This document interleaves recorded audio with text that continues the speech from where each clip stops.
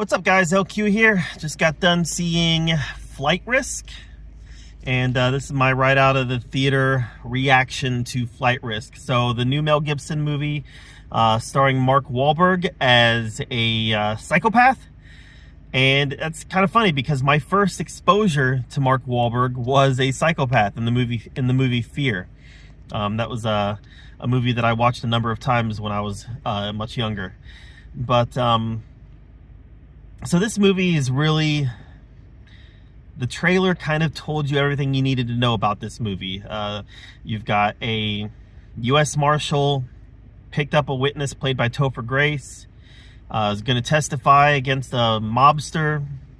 They have to fly out of a little Alaskan city or a little Alaskan town, and they had to fly to Anchorage. And their pilot ends up being a hitman who's there to take out Topher Grace's character. And the pilot's played by Mark Wahlberg. And I gotta tell you that the first act of this movie was really good. Really good. It did a great job of laying out what the movie is, the plot, what the stakes are. Did a great job of building the tension. And then something happens in the second act, and I can't really quite explain it, but it's not any surprise. It's not a spoiler because you see it in the trailer, but the U.S. Marshal gets the upper hand on Mark Wahlberg and ties him up. And, you know, she says she's not going to kill him. You know, she's better than he is. But from that point in the movie, he really becomes a inconsequential character.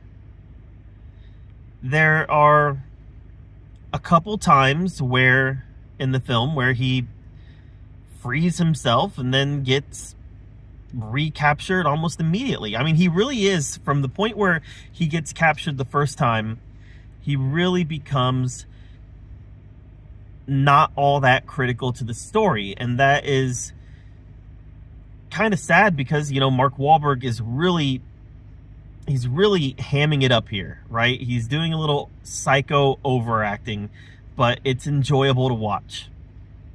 I had a good time watching him, you know, kind of go this dark. You know, he's making a lot of sexual violence threats to her and to Topher Grace, and it's really dark. It's someplace that you don't normally see Mark Wahlberg go. He's gone there before, but you don't normally see him go this dark.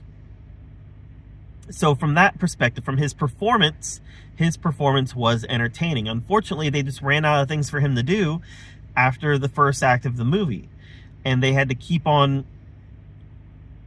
concocting these unlikely scenarios of escape for him to have something to do in the film.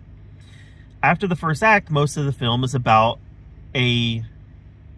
someone who doesn't know how to fly, about her having to fly and land the plane.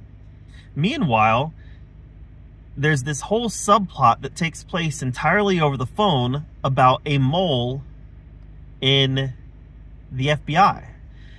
And there's a point in this film where this subplot about the mole in the FBI takes up the majority of the film. It's the majority of the plot.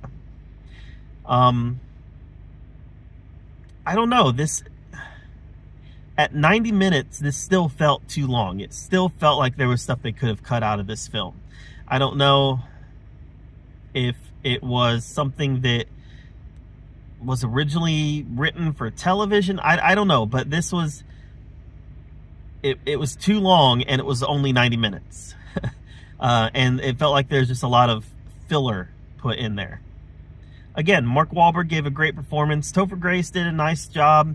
The first act had a lot of really great tension building, and then a lot of it was just phone conversations and her trying to land a plane that she didn't know how to fly.